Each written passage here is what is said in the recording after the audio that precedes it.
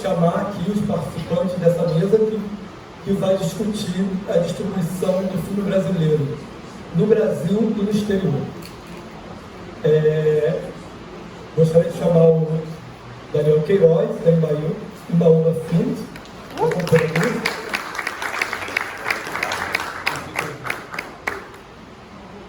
Eduardo Garreto, da Zeta Filmes Zag.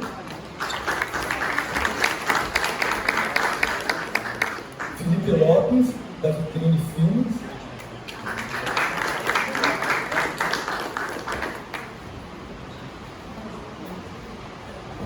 Argel Medeiros, da Olhar Distribuidora. E Priscila Rosário, da Fênix.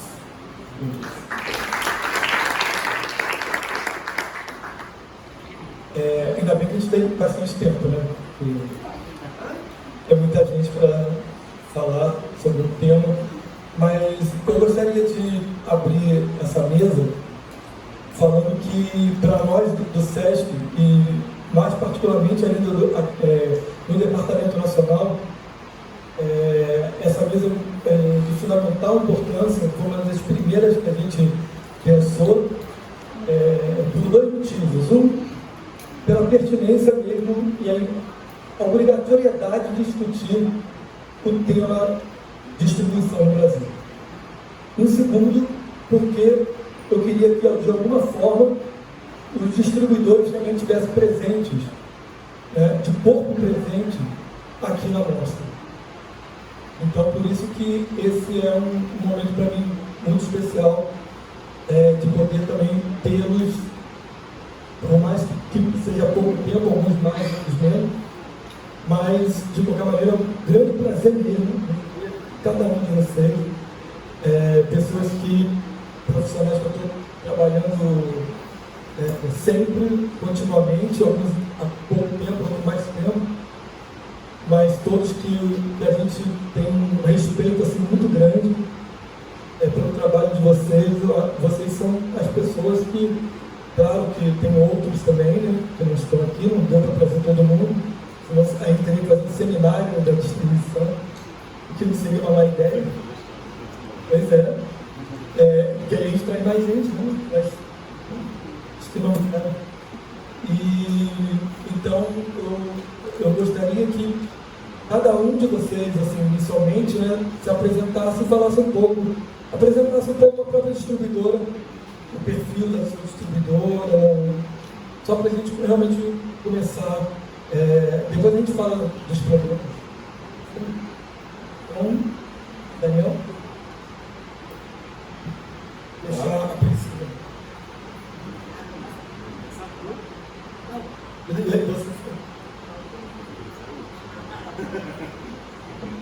Os últimos versos. Boa tarde, gente. Antes de mais nada, quero agradecer esse convite do SESC, para estar aqui participando dessa mostra incrível. Agradecer a presença de vocês, e tantas boas opções de passeios aí fora, virem aqui para escutar a gente falar sobre distribuição, né?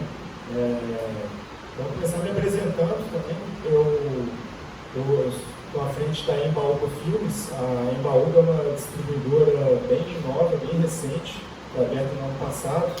Eu, na verdade, venho de uma experiência prévia como programador, desde 2005.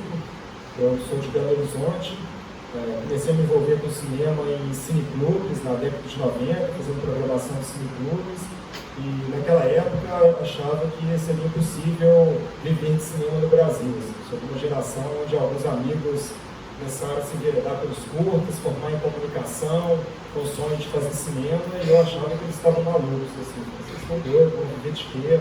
Achando que cinema naquela época era só uma possibilidade para quem já vinha de família rica, estava com a vida feita, podia se dar o luxo de fazer cinema. Assim. Infelizmente, de lá para cá, as coisas foram mudando bastante, eu acho que em função principalmente de uma série de políticas públicas. Eu acho que teve também uma questão tecnológica, de mudança de equipamento, de facilitação de acesso aos meios de produção, mas as coisas começaram a se transformar, Em 2005 eu comecei a trabalhar profissionalmente com cinema, tive um convite para ser programador do Cine Humberto Mauro, que é uma sala bem importante de Belo Horizonte.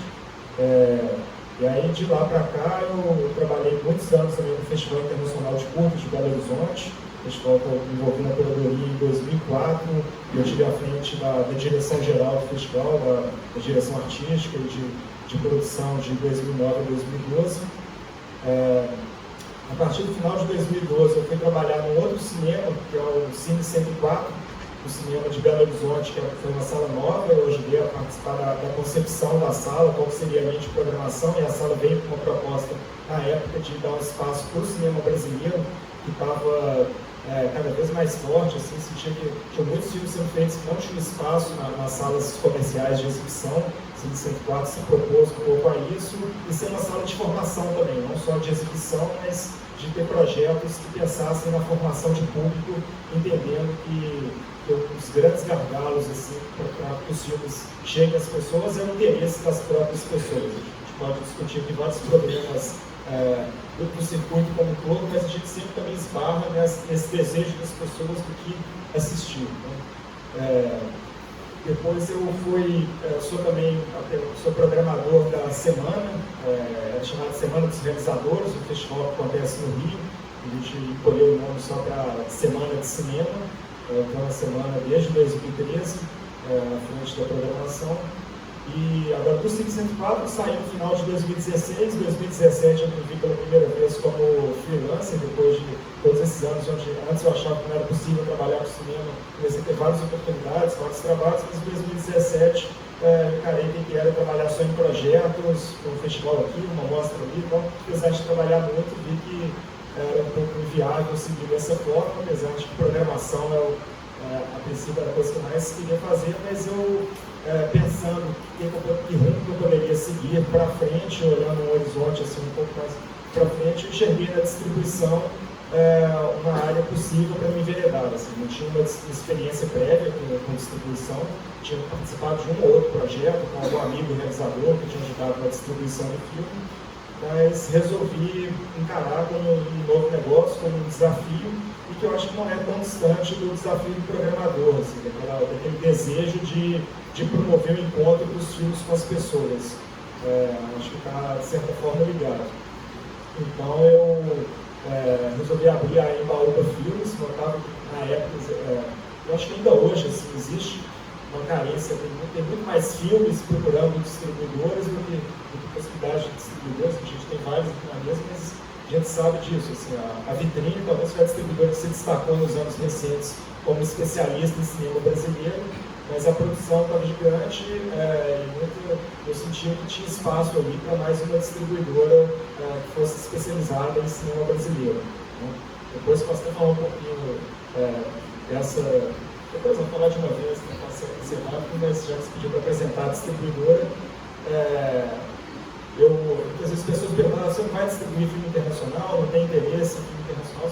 Eu adoro e tenho todo o interesse, mas eu acho que são dois mundos bem diferentes e que as coisas acontecem dentro da distribuidora de uma forma bem diferente. Assim. O filme brasileiro assim, tem hoje, apesar de ficar cada vez mais restrito, mas você tem formas de financiar a distribuição, você tem formas de viabilizar ali, às vezes na parceria com os próprios produtores, diretores dos filmes, os recursos para o lançamento. Já na distribuição internacional, por via de regra, claro que tem casos excepcionais, mas por via de regra você vai para o mercado internacional, compra os direitos do filme e banca todo o custo de lançamento, precisando retornar o custo do lançamento, o custo de aquisição do filme, ter lucro para continuar na atividade.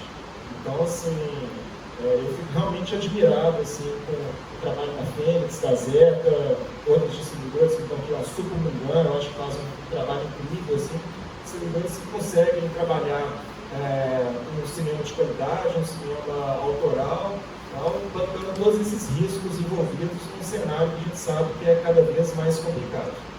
Então, como eu não tinha também recursos para investir, eu podia abrir uma distribuidora, com uma estrutura, ou bancando grandes lançamentos, me aventurando nesse mercado internacional, resolvi iniciar os trabalhos pelo mercado brasileiro. Eu também tenho, pelo meu trabalho como programador, Isso facilita muito, porque hoje quem está realizando cinema no Brasil, boa parte das pessoas que estão se destacando, que estão fazendo filmes, aí, que estão dando para falar, sendo reconhecidos pela crítica, passando em festivais importantes, internacionais no Brasil, são realizadores que acompanham a trajetória desde os primeiros curtas-metragens. Assim. Então, por exemplo, Kleber agora que está bombando aí com o Bacurau, comentando, eu programei o Vinil Verde no Festival de Curtas em BH, conheci o Kleber pela primeira vez, o trabalho dele. Então, como ele, vários dos realizadores que hoje estão fazendo cinema são pessoas que acompanham o trabalho desde os curtas. Então, isso, de certa forma, facilitou um pouco o meu trabalho no Embaú, porque eu já tinha boas relações com muitos realizadores e conhecimento dos trabalhos.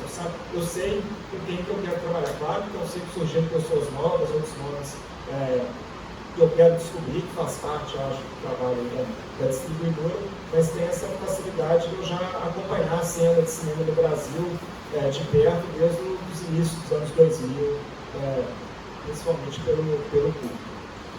Então, eu abri a Embaúba com esse objetivo de buscar espaço para o cinema que eu acredito.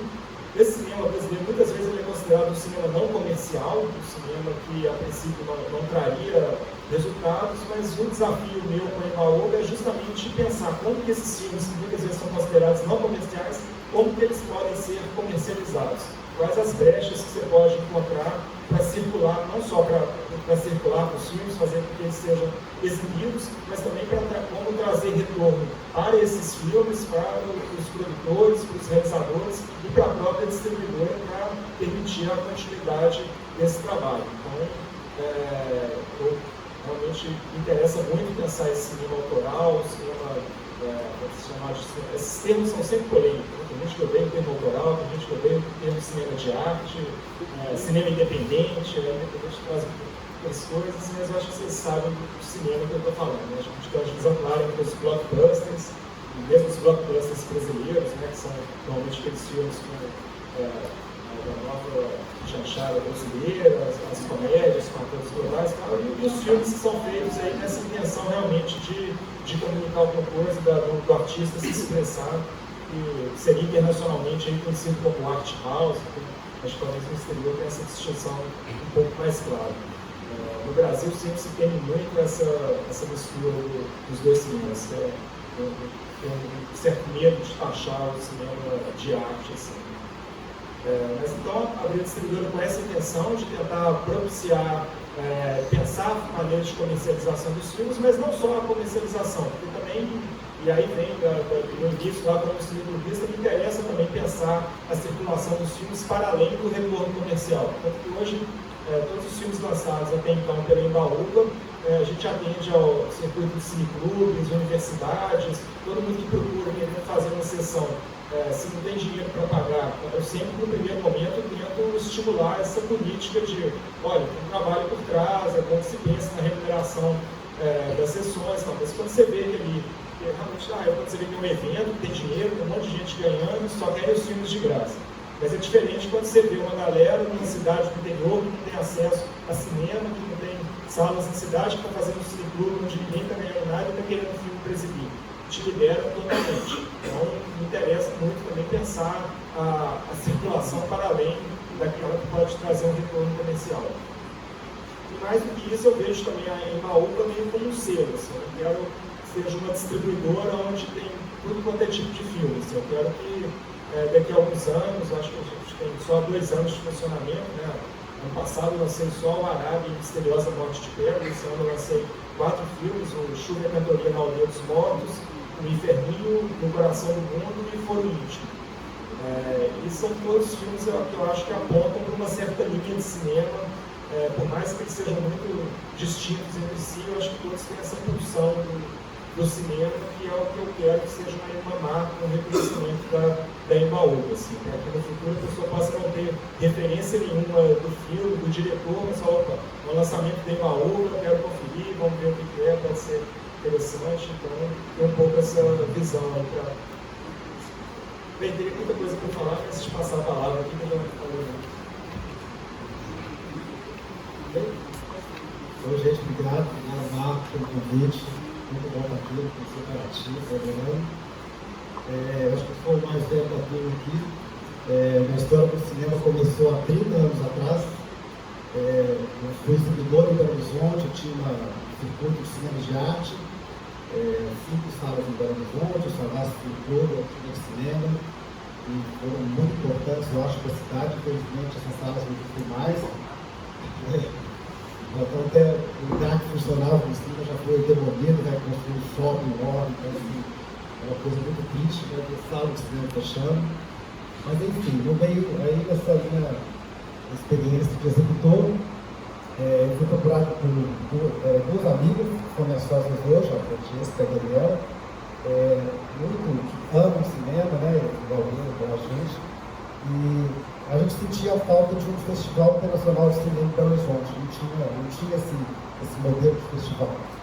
Aí, junto, a gente criou o festival, o INDE, né, já teve 18 edições, um trabalho muito bacana, que a gente tem um maior orgulho de fazer. Ele acontece em BH, em São Paulo, e começou muito tímido, assim, mas um projeto que deu muito certo, né, se expandindo para São Paulo depois. E a gente tinha esse carinho pelo festival e um cuidado muito especial na programação, né? O Festival de Cinema INDE vem de independente, então, com essa vertente do cinema que a gente ama, né, o cinema de arte, cinema independente, com esses óculos aí, mas é um cinema que a gente gosta, né, que a gente acredita. E dessa produção do INDE, a gente sempre ia nos festivais, né, principalmente Berlim, Cannes, para fazer a seleção, a curadoria, via os filmes todos, contactava os produtores internacionais para selecionar os filmes do festival, trazia esses filmes para o Brasil, com muito sucesso, filmes importantes. A gente fazia também várias retrospectivas de cineastas contemporâneos. E aí, enfim, a gente conseguia trazer os filmes para o Brasil, passava no festival 2, 3, 4 sessões em BH, em São Paulo, e depois esses filmes sumiam, voltavam, né, para os seus países de origem. Aí que veio a ideia de manter esses filmes no Brasil. Aí que a gente criou a Zeta como distribuidora. Na verdade, a Zeta começou como uma produtora cultural de festival e depois se transformou em distribuidora internacional, justamente para dar mais chance para esses filmes, né, no Brasil. E a gente já tinha todo esse trabalho de legendar os filmes, trazer os contatos todos com os distribuidores internacionais, trazer também os diretores e tal. Então a gente criou também uma rede de pessoas que a gente trabalha no mundo inteiro. A gente resolveu acreditar e apostar na distribuição desses filmes no Brasil. Então a Zeta, como distribuidora, começou em 2013, então já tem 5 ou 6 anos que a gente faz esse trabalho. A gente já distribuiu mais de 60 filmes nesse mesmo tempo, quer dizer, a gente distribuiu mais ou menos 12 filmes por ano internacionais. E a gente ganhou na loteria uma vez. Foi uma história engraçada, porque a gente estava no Festival de Berlim, acho que foi em 2014, e foi um festival muito fraco, na minha opinião, vocês não curtiram muitos filmes, e na volta, na parada em Paris, tinha voo de neve, aquelas coisas de São Paulo e tal, tinha um filme polonês, preto e branco, passando, no cineminha lá, na Bahia do Cadeia, perto da Pidu, filme Ida, né, polonês.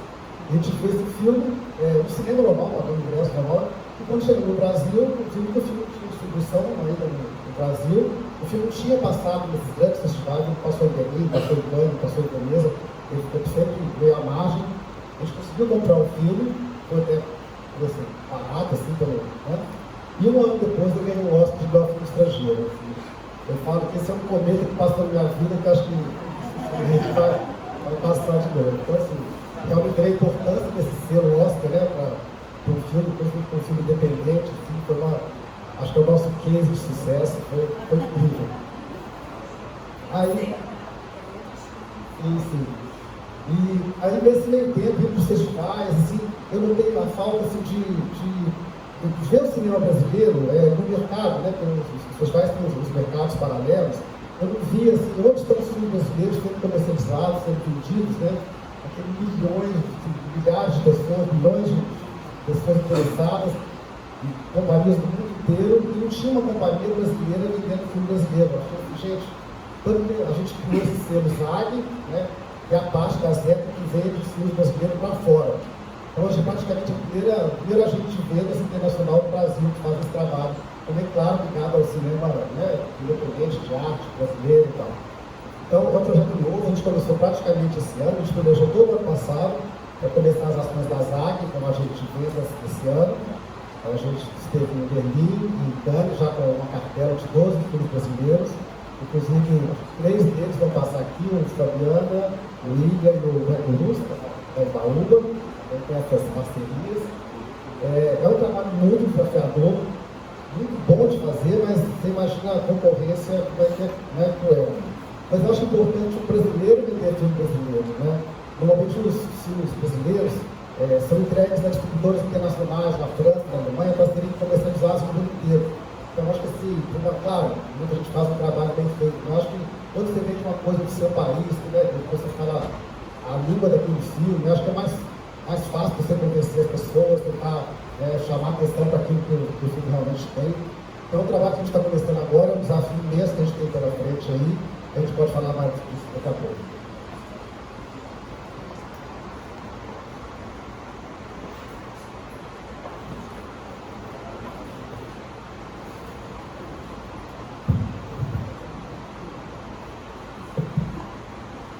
Boa tarde a todas e todos.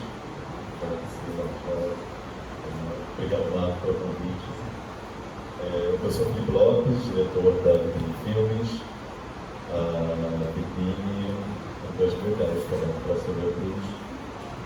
Estou aqui praticamente demais, com 27 anos, foi Tiradentes, viu filmes brasileiros sem distribuidor e pensou, bom, vou buscar um espaço para colocar os filmes no cinema. E assim surge a Vitrine, que desde então, até hoje, a gente tem muito uma visão de encontrar as telas, de encontrar esse público, de democratizar o cinema brasileiro, de buscar projetos que a gente consiga chegar em diferentes lugares, com preço diferenciado, e ao longo dos anos outros projetos foram se formando dentro da Vitrine, outros selos. A Vitrine em 10 anos lançou 150 longas-metragens. A gente tem cerca de 100 contratados em diferentes etapas de produção, finalização, já finalizados, circulando festivais. Hoje a gente tem uma equipe fixa de 25 pessoas em São Paulo. E os lançamentos, a gente chegou a ter, no momento, um selo mais focado para o comercial, que acabou virando uma empresa independente, que hoje é a Galeria, a Silvia Sócia, de Gabriel Burman. Mas a Vitrine, ela segue com o selo Sessão Vitrine, que são filmes que a gente busca sempre um olhar muito bom de curadoria. Isso sempre foi um foco muito importante dentro da empresa. E os filmes da Sessão Vitrine, alguns deles entram muito antes de estar pronto, a gente pega filmes no desenvolvimento, mas que, por um caminho ou por outro, acabam chegando nos grandes festivais. Então a gente tem esse olhar, de buscar filmes de qualidade artística, e aí eu acho que o que vem de resultado é um pouco consequência. A partir daí a gente começa, ao decorrer dos anos, a observar que público é esse, a trabalhar esse engajamento, esse público cativo, isso é fundamental. Isso permite que a gente tenha filmes hoje que ultrapassam a barreira do milhão de espectadores. Enfim, a gente acabou de lançar Bacurau, foi o nosso lançamento. E é muito bom poder estar com o selo ainda de um filme que circula festivais, que tem essa dicotomia do cinema de arte e do cinema independente.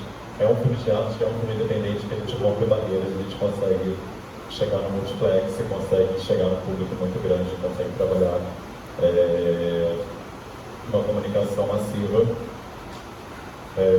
Vale lembrar que esse ano, dos 150, a gente tem uma série de filmes que enfrentam todas as dificuldades do mercado. Até para os nossos grandes sucessos, a gente tem dificuldade de encontrar sala, encontrar espaço, a concorrência com os grandes estúdios completamente. Ter espaço para cinema independente brasileiro não é fácil. A gente vê, a gente lança um sucesso, vai ter outro, depois a gente acredita no potencial e as dificuldades vão voltando. Mas a gente acredita que é possível fazer diferença, é possível trabalhar a distribuição do cinema independente, do cinema brasileiro, de forma profissional. Acho que isso é fundamental, a gente ter consciência de que a gente está falando de cultura sim, mas é um produto com suas especificidades dentro de um mercado que é mais amplo, que a gente tem que entender o que a gente está fazendo. Só para explicar um pouco do projeto da Sessão Vitrine, que ele é uma coisa muito específica dentro da Vitrine, a gente, há alguns anos atrás, a gente está em quinta edição, começou a observar alguns gargalos que a gente enfrentava. Um deles, o primeiro, era o preço do ingresso. Muita gente chegava na frente do cara da Vitrine, talvez pelo pioneirismo de ser muito focada no cinema brasileiro desde o momento pré-Prodecine de comercialização, enfim, foi meio que antes de começar esse boom de fomento à distribuição, que é fundamental e muito importante. Então, tem uma referência ainda, acho que no público da Vitrine, a gente tem uma fanpage com 50 mil seguidores, então a gente tem um retorno muito grande do público, tem muita gente que comenta o tempo todo, a gente recebe muito retorno, e aí o preço era uma questão. Então a Vitrine ela começou uma política de preço diferenciado para os filmes que mandam no projeto, que hoje é no máximo R$15 a inteira, mas tem cinemas que chegam a ser bem menos do que isso. Tinha uma questão de horário, a gente tem uma dificuldade, enfim, eu já trabalhei em outras estudantes antes da Vitrine, era um sofrimento de conseguir uma sessão no horário assim, justo. Não digo nem horas, né? Um bom horário que a gente pensa assim, na população brasileira, de forma geral, profissionalmente ativa, que está trabalhando em área comercial. Ela sai do trabalho às 6 da tarde. Se você tem um filme que é programado às 2, você pode conseguir um público sábado e domingo, você pode conseguir um público, talvez, universitário, que estuda de manhã ou à noite. A voz e a voz estão bastante, a gente tem alguns cinemas específicos que bombam, mas, de uma forma geral, as sessões a partir de 6 horas são sessões melhores de público. Então, o outro principal da Sessão Vitrine foi isso, foi a gente sempre ter ali a faixa, a gente prioriza a faixa das 8 da noite, entre 7 e 8 horas de preferência, com uma rede de cinemas parceiros. A gente tem hoje um pouco mais de 20 cinemas que estão na Sessão Vitrine. Hoje nós somos a única distribuidora que compra, tem outros distribuidores fazendo projetos que conseguem fechar com os cinemas um bom horário para os brasileiros, que conseguem um preço promocional, e com isso a gente consegue, a gente faz uma concessão de debate, consegue que chegue ao público de uma forma mais eficaz. E esse ano teve um diferencial no projeto que todos os filmes da Sessão Vitrine eles estão sendo lançados de forma simultânea com a plataforma TVOD. O vídeo por demanda por Transition, que você paga por exibição, não é uma assinatura como a Netflix. Também com preço limite de R$15, é a mesma lógica, só que pensando que a gente tem 8% do cinema, dos municípios brasileiros com sala de cinema, e a gente tem vontade de estar em todo o Brasil, então essa é uma forma que a gente encontrou de estar em todo o território e conseguir fazer com que filmes que não são talvez aquele do ano que todo mundo quer ver, ele esteja disponível para todo e qualquer público que tem interesse, porque enfim, a gente lança filmes para encontrar esse público, para encontrar as pessoas que se identificam com ele. Acredito eu posso ser otimista que todo mundo tem seu público, então acho que é parte do nosso papel fazer o máximo possível para encontrá-lo.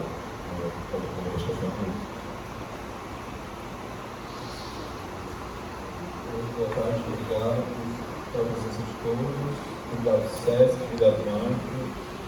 Acho que esse encontro aqui é importantíssimo, considerando 2019 e já pensando em 2020, né? Acho que é um momento da gente, enfim, conversar e entender como a gente pode, de alguma forma, trabalhar juntos pelo cinema brasileiro.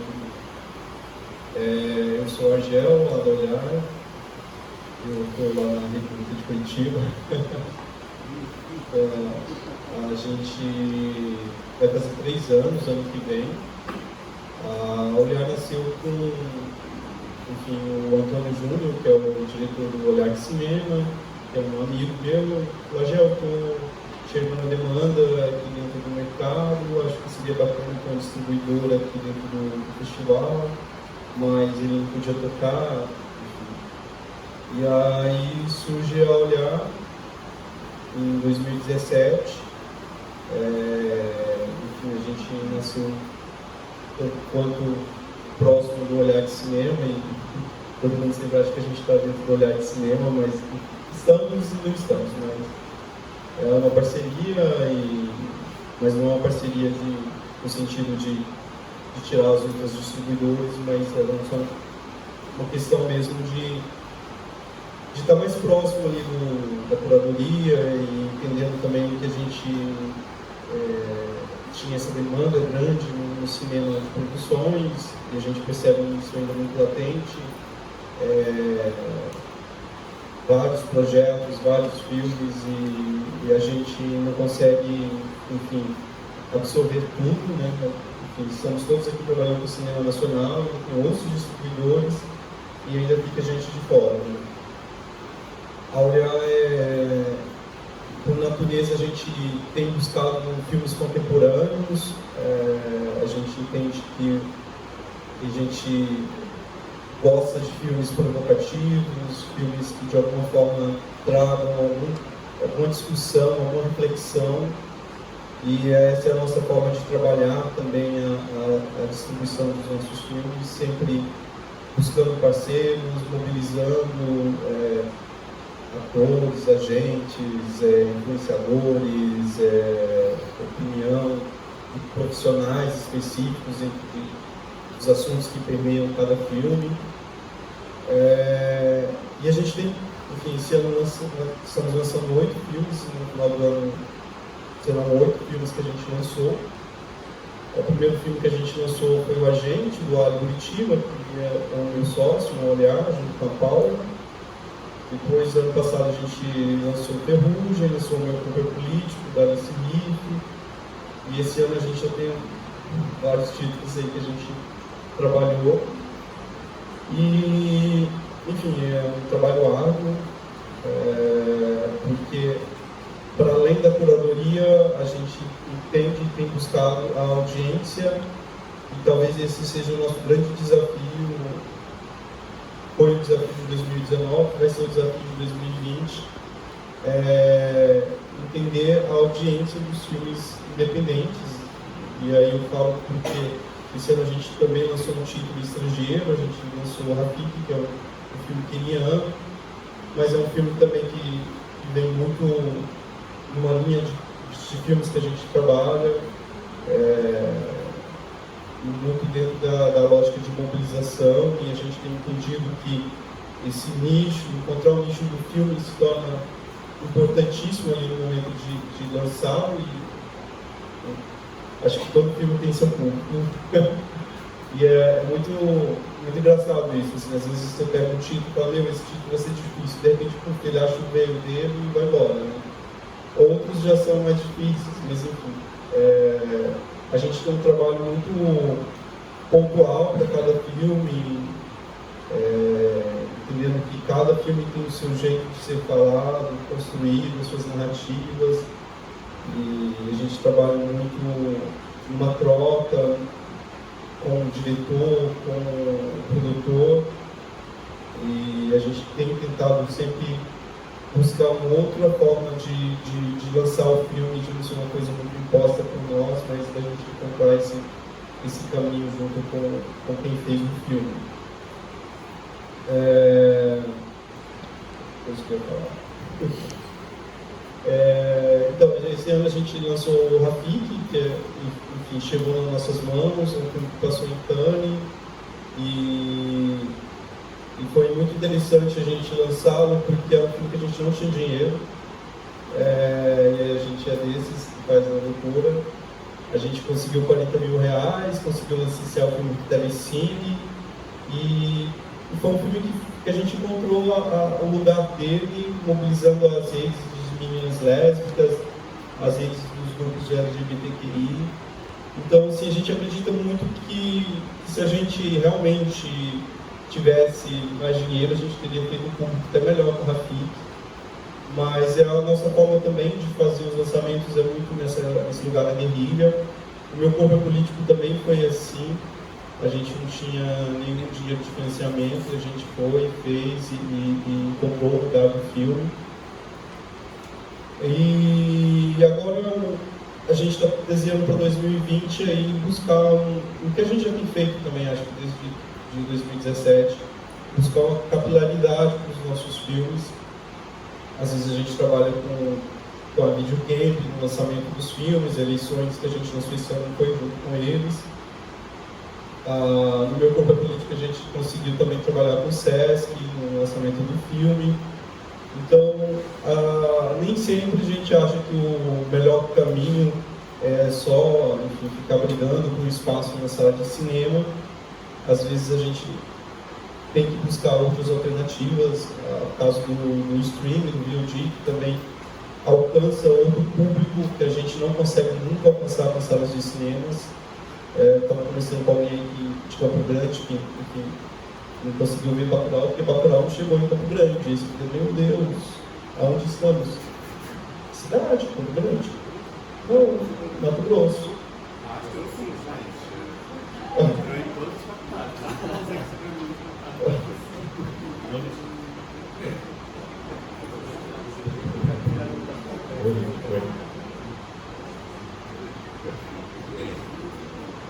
Oi, nossa, tá ótimo. Mas por favor, gente, isso é demais para estar em todas as capitais do Brasil. Foi o primeiro lançamento que foi para as 26 capitais e no Distrito Federal. A gente conseguiu, a gente já passou de 80 cidades, por favor, gente. Tem que ver correndo, tem isso no brasileiro, gente. Vai passar hoje. Hoje está aqui, gente. Então quem não viu, vê hoje. Vai estar na tela grande, é incrível. 7h45 também tem uma sessão comentada também. É o primeiro de passo em Paraty. Não, isso é verdade, mas... Não, mas tem cidades que até os filmes grandes ficam pouco porque tem poucas salas, mas assim, esse, por favor, gente, estava nas 26 capitais, não brinco. Ou então é tirar foto, manda, que senão não passou, que a gente checa isso.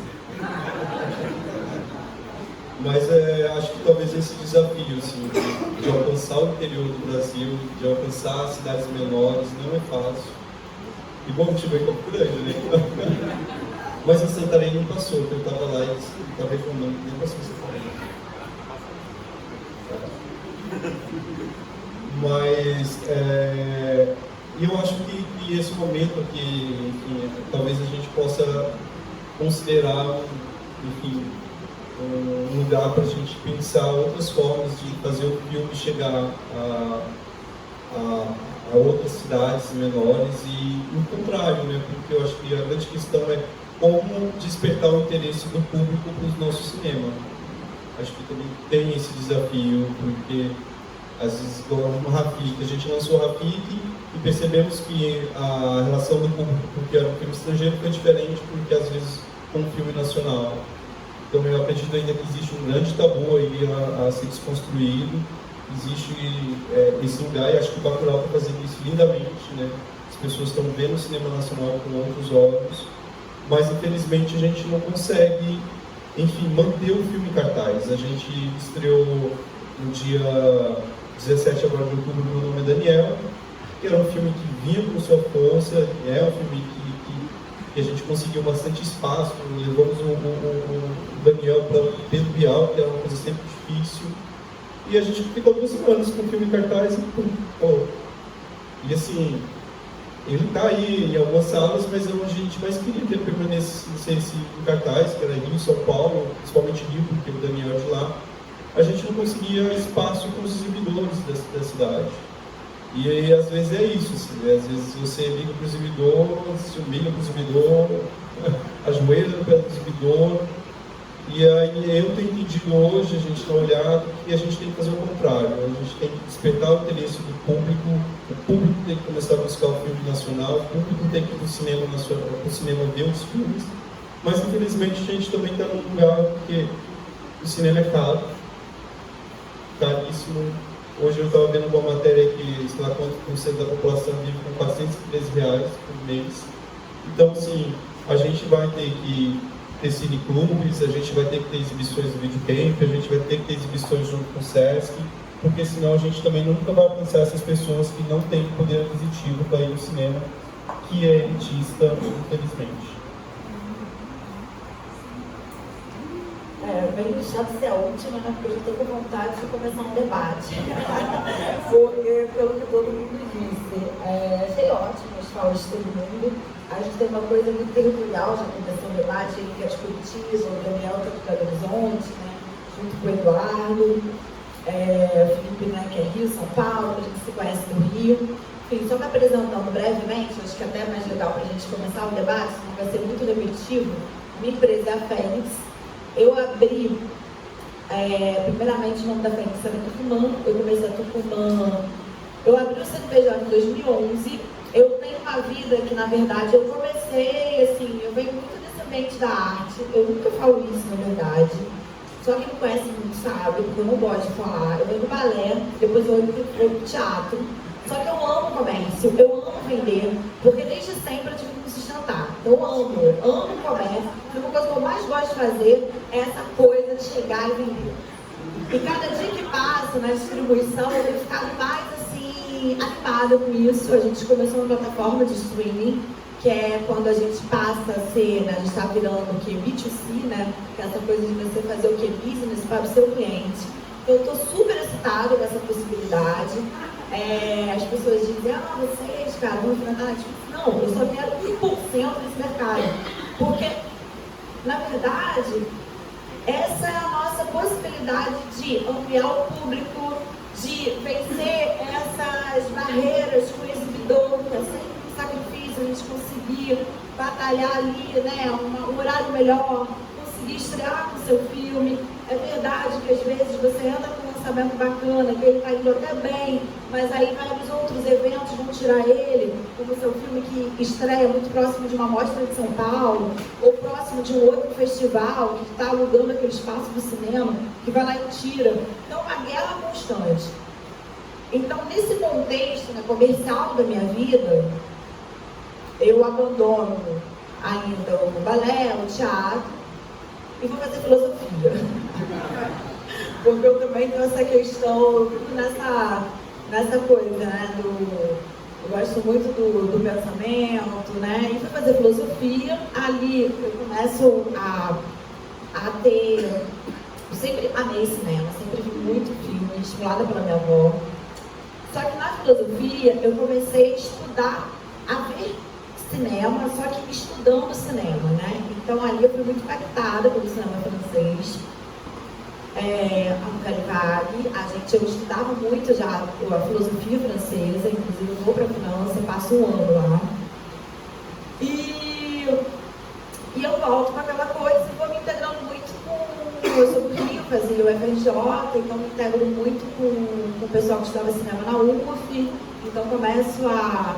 Enfim, a gente começa um movimento, a fazer muito parte de um movimento já de literatura também, de zine.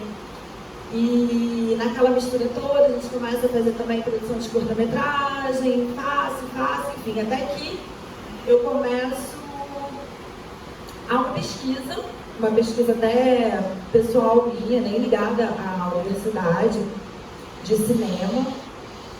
Todo cinema e filosofia, mas depois cinema, o cinema e o público, e vou chegando no cinema latino, e nessa eu vou descobrindo, que numa viagem na França, eu começo a conhecer melhor a produção cinematográfica latina, e sobretudo alguns realizadores argentinos, que eu desconhecia completamente no Brasil.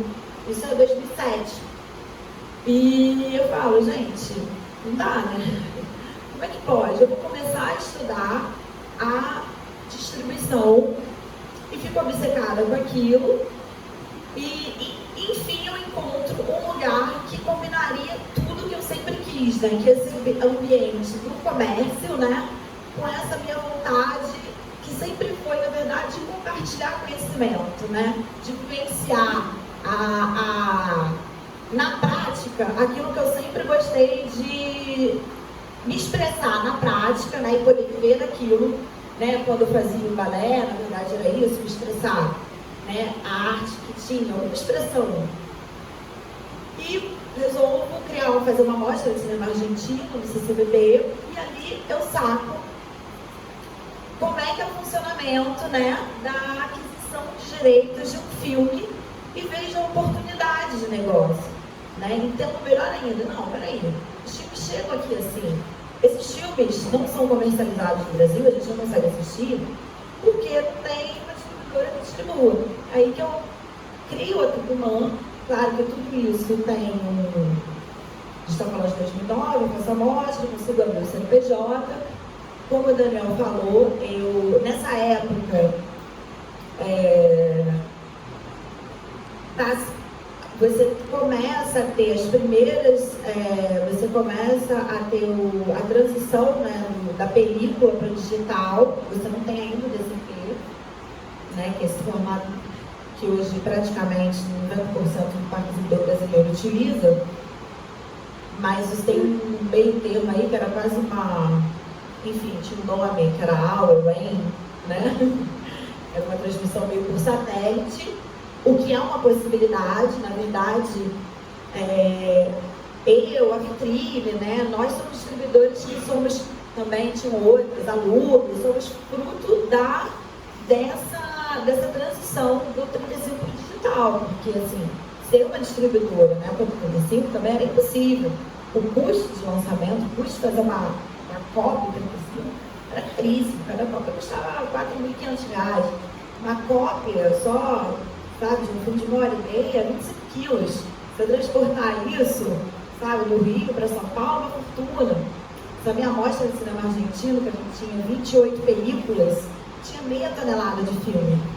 Então, assim, era impossível. Com o digital, se barateou muito. Então, é aí que já surge, né, uma possibilidade de jovens se inserirem no mercado até então, que ninguém se inseria, que é a distribuição. A maior parte das pessoas envolvidas com cinema, elas faziam o quê? Produção, né? Direção. Na verdade, sim, a gente está vivendo uma época de ouro e super importante, né? Você tem aqui, né, 5 empresas distribuidoras. É super necessário, precisa ainda ter mais, né? Porque aí eu tenho um mercado completo que isso vai estimular mais público, é uma cadeia, enfim.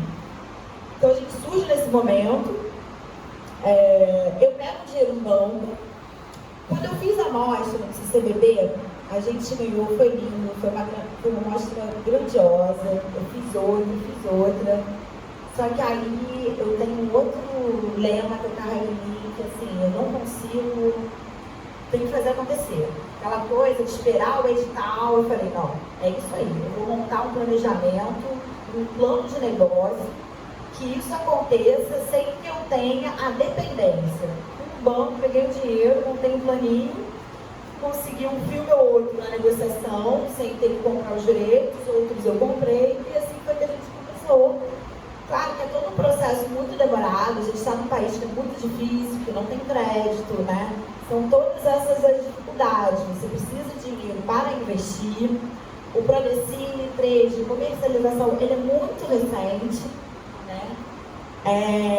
Ele é só para o cinema brasileiro, né? Você não tem aqui nenhuma linha que trabalhe o cinema internacional. Eu falo isso porque em outros lugares do mundo, na Europa, por exemplo, você tem uma força ali no cinema europeu, porque a Europa tem várias linhas, bom, é a Europa, né? Vamos, né? Portanto, só citar isso. Mas foi assim que a gente começou no Tucumã. A gente lançou em 2011, 3 em 2012, e em 2013 a gente era uma empresa um pouco mais, tinha uma empresa profissional, né? Com uma equipe, e aumentou o número de lançamentos. Nosso foco é o cinema internacional. A gente lança entre 8 e 12 filmes. A gente trabalha com filmes de autores como Miguel Gomes, tinha o Peterson do Djamus, Somos Juventude do Sorrentino. A gente lança Felipe Garrel, a gente lançou os últimos. E a gente também tem 10%, mais ou menos, filmes brasileiros, que a gente entra no comecinho do projeto, porque O nosso desempenho, né, a gente é uma distribuidora que, perante a Ancine, a gente consegue alavancar recursos para a produção. Né? Então, a gente tem filmes brasileiros que a gente conseguiu colocar algum recurso para a produção desses filmes. Esse é o nosso trabalho. E lançamos agora a nossa plataforma que se chama oprever.com. Bem, foi praticamente uma hora da apresentação. Senão vocês estão animados. Gostaria de lembrar que a gente está transmitindo ao vivo pelo nosso site esse debate. Claro, eles só me entregaram pelo e-mail. Pelo www.sesc.com.br/portal/ao vivo. Inspirado assim, um pouco na fala do Angel, eu queria fazer uma provocação para a gente dar mais um passo assim, na discussão porque assim, 2019, né? 2019 aconteceu alguma coisa, né, no Brasil, uma coisa desagradável, e essa coisa desagradável, estamos no fim do primeiro quase ano da coisa desagradável, e temos aí então um problema, então é uma constatação, né? 2019 não foi bom para o cinema brasileiro, né? Não está sendo bom, e agora mesmo nós tivemos uma notícia mais desagradável do que nunca em relação ao Conselho Nacional do Cinema, né? Então, quando a gente vê que o governo, o atual governo federal, joga o Conselho Nacional do Cinema para dentro da Casa Civil, né? Diminuindo a participação, excluindo a participação da sociedade civil, diminuindo a da classe, né? E aumentando a do governo, eu acho que é uma intenção que é muito clara, e como para o cinema brasileiro, fundamentalmente. Mas, na verdade, claro que tudo isso impacta, mas eu só estou jogando isso como um pano de fundo desse ano, porque aconteceu de ontem para hoje, e essa catástrofe, se for realmente consumada, houve uma audiência pública onde vários artistas foram defender, né, inclusive Caetano Veloso, né, vários Dira Paz, foram realmente se colocar, né, frente a esse absurdo que não pode ser consumado. Então o STF vai julgar isso, a constitucionalidade também disso, e o quanto que isso pode realmente afetar a questão da censura. Isso é só um detalhe, porque, na verdade, eu só estou comentando tudo que eu queria construir. Porque eu queria justamente que vocês analisassem agora, fizessem uma retrospectiva, uma proposta assim, de comparação entre o ano de 2019 e os outros anos, com os outros anos, para a gente poder entender o impacto desses primeiros 10 meses desde o governo e o impacto dele no trabalho mesmo de vocês, que não são aqui nenhum agente público, né? Vocês não pertencem a nenhum órgão governamental, vocês são uma distribuidora particulares, vocês são de agência privada. Então, eu gostaria de entender como é que foi o ano de 2019, isso comparando o ano de 2019 com pelo menos os 2, 3 últimos anos, em termos de impacto de negócio.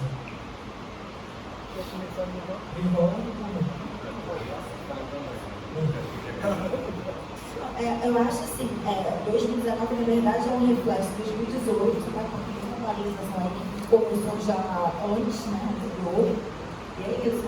Quem trabalha nela, sim, ela está com projetos lá que estão aguardando há muito tempo. Então, o impacto disso é super negativo, né? É péssimo.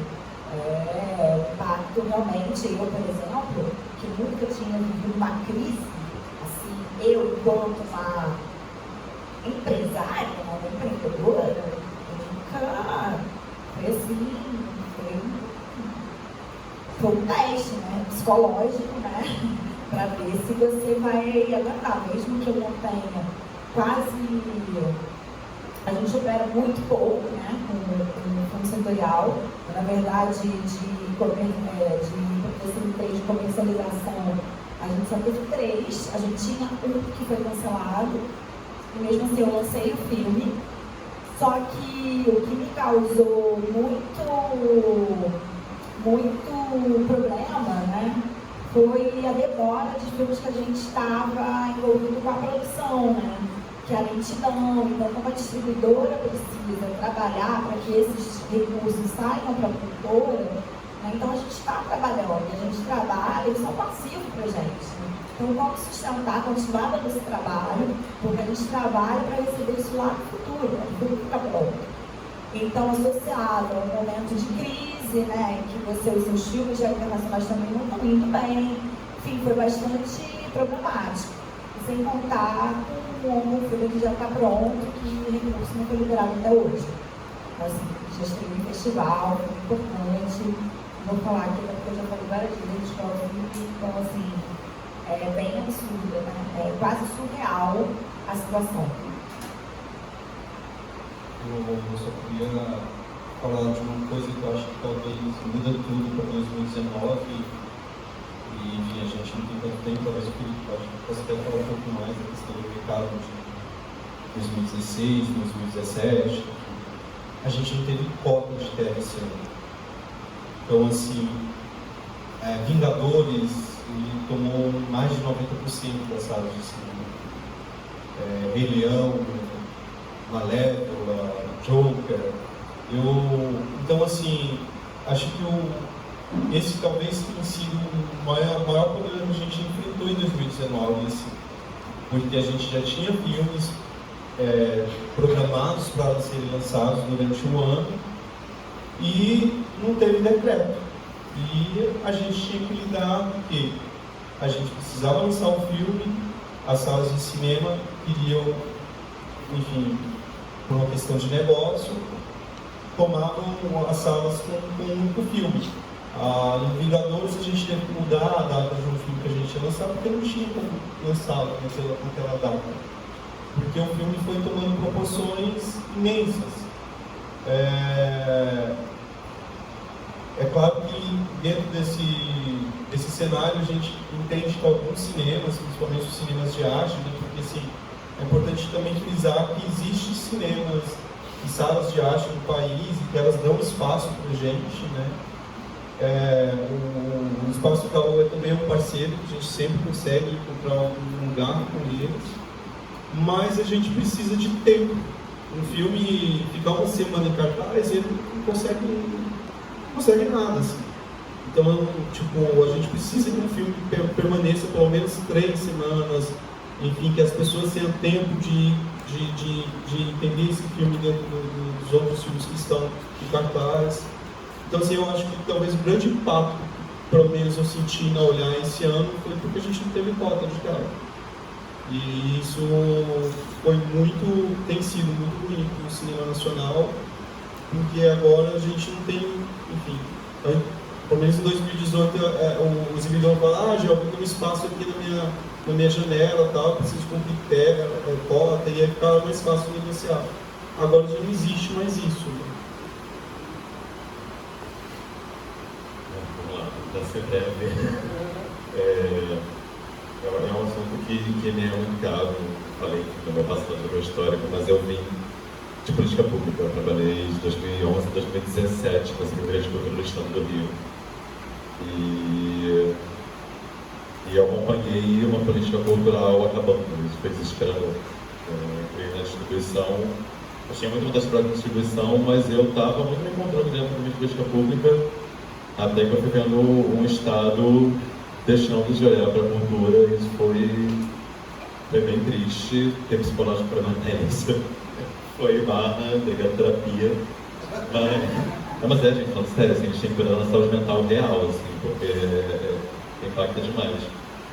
Eu fui doutorado na distribuição no momento, começo de 2017, que ainda estavam as coisas andando bem, a gente tinha ali o o fundo tutorial funcionando, a gente tinha cotas de tela. Em 2017 e 2018 eu acompanhei as reuniões de câmara técnica com a Cine. A gente fazia reunião, acho que a maioria das pessoas eu conhecia. No final do ano, uma reunião com a superintendência de análise de mercado da Cine para falar da cota do ano seguinte. Depois disso começou a ter reuniões mensais. Foi um surgimento ali também, falando do distribuidor da ANDAI, que é a Associação de Distribuidores de Audiovisual Independente. Então, tiveram alguns ganhos naquele ano que eu acreditei que seriam para sempre, não durou nem 2 anos, foi desesperador. A cota de tela é um direito legal, está em lei, e a lei diz que a cada ano o decreto vai determinar, o decreto presidencial vai determinar o quanto que vai ter de espaço nos cinemas de filmes brasileiros.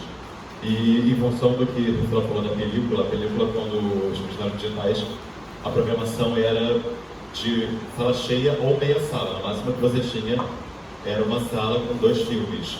Hoje em dia você encontra a sala com 5 filmes, em cada horário. Isso era uma coisa doida no decreto, que isso não contava pra gente. A sessão vitrine, que foi o que eu falei de ter um filme toda semana no cinema e tudo mais, isso não contava a cota de tela, uma loucura. A gente tinha, por ano, de 12 a 24 filmes que não contavam cota. E foi uma mudança que, enfim, vários distribuidores estavam reiterando. O Alemar, que é o distribuidor do Espaço Itaú, que abraça muito o nosso cinema, ele falou: gente, eu sempre coloquei sessão única, isso daí é público e técnico brasileiro. E aí, em 2019, não foi a nova cota. A cota também previa uma coisa chamada regra da dobra, que é uma regra que nem sempre foi respeitada, mesmo com decreto, mesmo com lei. E mesmo com o VPF, que é uma taxa que a gente paga para o filme estar na sala de cinema em função da digitalização. Mas a dobra é, se o filme atingir a média daquele cinema na semana, em teoria, ele deveria dobrar. É assim que vários outros filmes são tratados, e que o cinema independente não é tratado de uma forma. E, enfim, foi um ano de 2019, falando da vitrine. É uma montanha-russa. Eu cheguei na vitrine esse ano, esse ano, e na semana que a Silvia me chamou para assumir a vitrine, foi a semana que o Tribunal de Contas paralisou o Cine. Mais uma vez eu dei uma terapia, eu liguei e falei: Silvia, pelo amor de Deus, o que aconteceu? Eu fui pelo Rio, vou para São Paulo. Não, falei: vem, tá tudo certo, a gente tem um filme incrível, o Bacurau vem aí.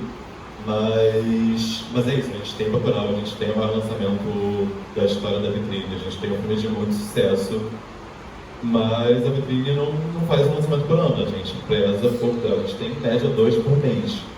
A gente tem filmes que não estão vendo, e foi isso, assim, como a gente também, o fato de ter filmes que funcionam muito, eu acho que a gente deu uma segurada no fluxo de caixa e consiga manter, pelo menos até agora a gente está conseguindo manter os lançamentos nas datas. Mas é muito complicado ter um programa como o Sessão Vitrine, que tinha um patrocínio contínuo da Petrobras, assim como vários festivais de cinema tinham patrocínios contínuos da Petrobras, ações culturais de várias áreas que deixaram de ter. Isso dá um impacto absurdo. A gente teve que reduzir o número de cidades, a gente reduz a sessão de debate, a gente chega, a gente se reinventa, abraça parcerias, consegue encontrar uma solução, mas tem um impacto muito direto, porque no trabalho, eu acho que não só a gente fala muito do fundo, mas as empresas estão investindo menos, e é importante a gente ter conhecimento do que está acontecendo, ter conhecimento das políticas públicas. Falou uma hora que a gente está falando do Conselho Superior é um detalhe para ambientar. Eu acho que não é detalhe, o Conselho Superior ele é muito importante a gente ter conhecimento disso. Assim. A gente passou por um domingo onde eu estava vendo o Ministério da Cultura no Trending Topic do Twitter, e eram as pessoas que fizeram o Enem, que não sabiam que ele não existia mais. Assim. Eu entrei num grupo de Facebook de área de cinefilia, que é um grupo de pessoas cinéfilas, e que não sabiam que não tinha Ministério da Cultura. Então, assim, você dentro do nosso público ali cativo. O que a gente está vivendo no cenário político não está sendo evidente, assim, a gente está fazendo alguma coisa sem a eficácia que devia ser feita. Então, acho que a gente tem que se unir mais, a gente tem que falar disso, a gente tem que lutar por nossos espaços, assim, mais uma coisa de 2019, a gente é independente aqui, todo mundo. Eu sempre olhei, e aí vou falar nomes aqui, porque eu sempre vi a Paris Hometown como uma grande distribuidora que nunca enfrentaria o que a gente enfrenta. E aí quando eu vejo de pernas pro ar passar com Avengers, o que a gente passa semanalmente com nossos filmes, com qualquer outro filme, assim, eu fiquei, gente, socorro, assim, se Ingrid Guimarães, que leva milhões de pessoas para o cinema, não é suficiente, assim, a gente está num momento muito crítico, a gente tem que olhar para isso com atenção, assim. Então, é o único que a gente está vivendo para o mau sentido, mas é importante a gente ter esses espaços debatendo e pensando em conjunto alternativas e soluções para enfrentar, porque, enfim, de novo, o otimismo, assim como eu acredito que todo mundo tem seu público, eu acredito que as coisas são cíclicas e que, enfim, isso é uma hora vai ter que passar e ter, aí, falando agora do lado bom, filmes como a gente teve, não só de filme, como outros brasileiros, em festivais internacionais, ganhando prêmio,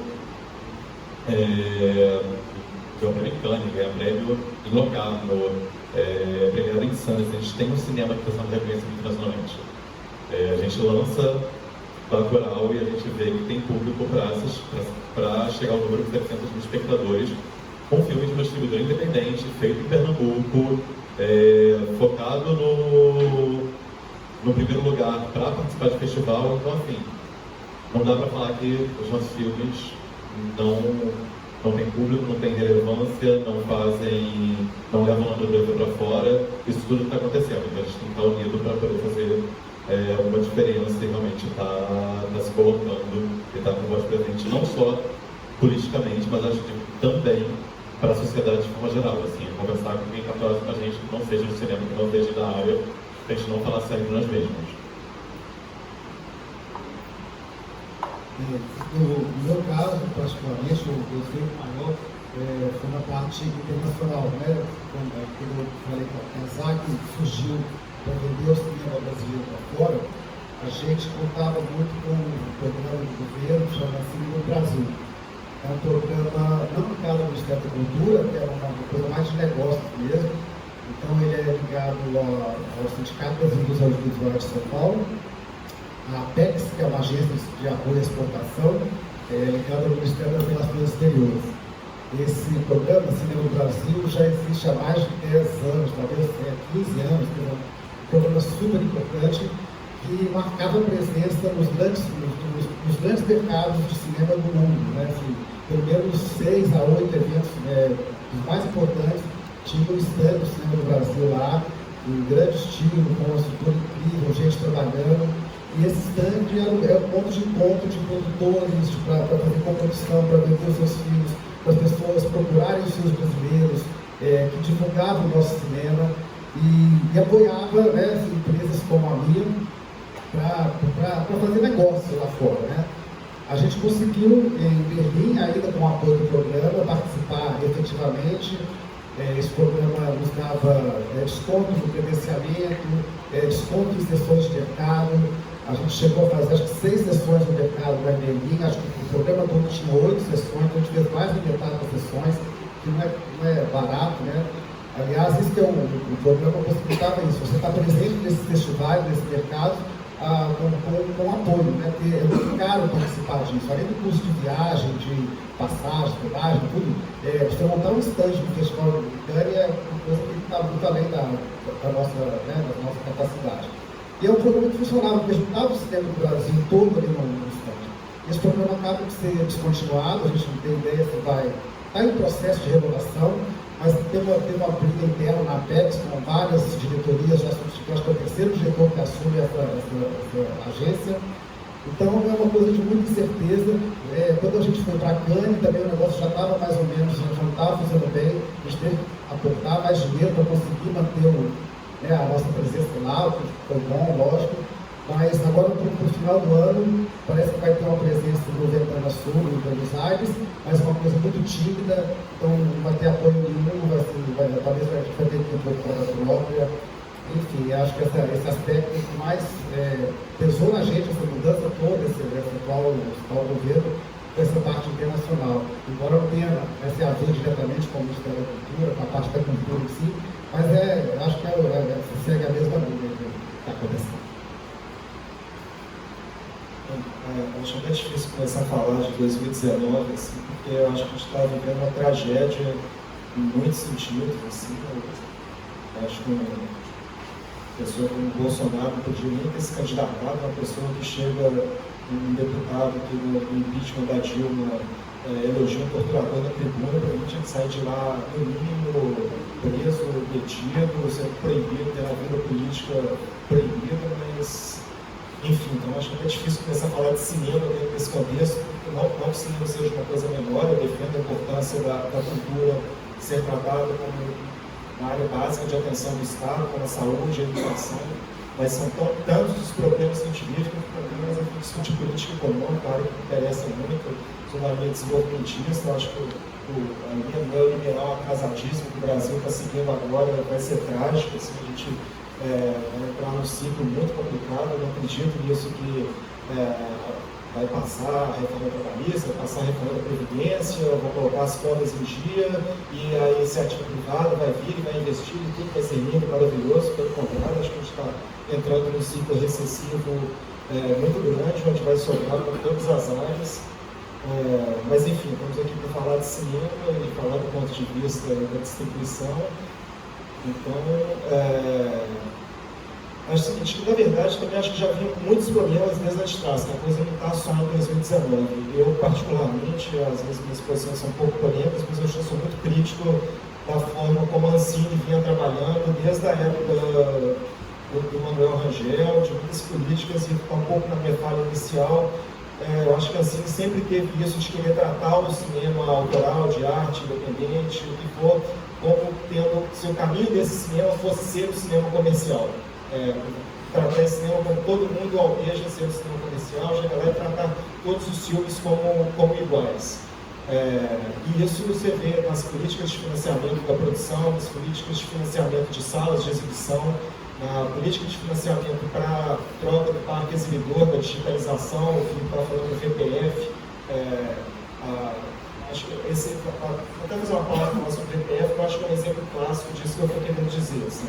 O que é o VPF? A sigla significa Virtual Print Film.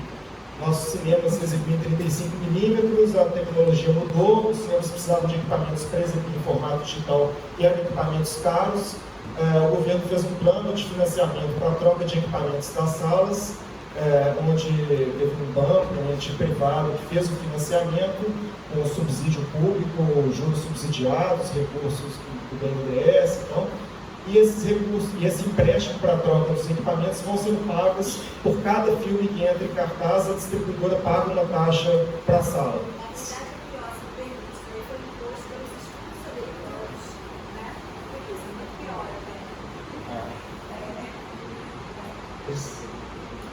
Complexo e tem muita produtora que nem sabe o que é VPF. Eu até tento fugir porque o nome é difícil, mas é escandaloso mesmo. Mas infelizmente foram os estúdios americanos que puseram isso no mundo inteiro, porque, bom, eles são os maiores distribuidores, né, e exportadores de filmes para o mundo.